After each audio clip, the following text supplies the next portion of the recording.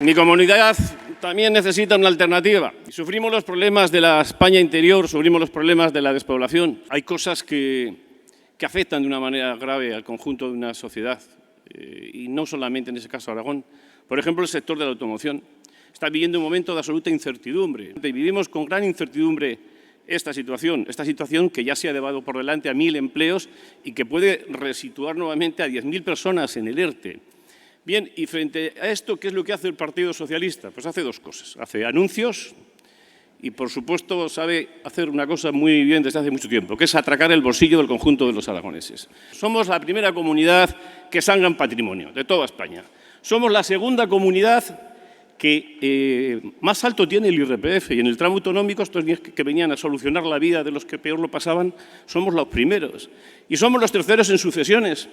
Y somos la tercera comunidad con menos competitividad fiscal. Y somos la segunda comunidad que más grava a las clases medias. ¡Qué error! ¡Qué error! Las clases medias precisamente son las que vienen a solucionar la fractura social permanentemente.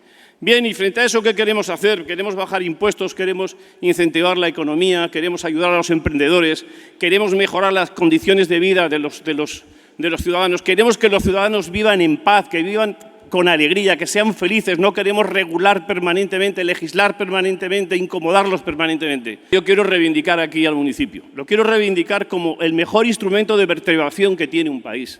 Porque a más municipio hay más unión, a más municipio hay más solidaridad, a más municipio hay más país y a más municipio hay más España que lo que hace falta ahora.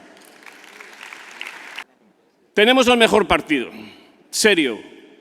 La única alternativa posible para luchar contra estos gobiernos de izquierda, utópicos, regresivos, que siempre nos han llevado a la miseria. Y tenemos el mejor presidente. Pablo, puedes contar con el Partido Popular de Aragón y lo sabes. Muchas gracias.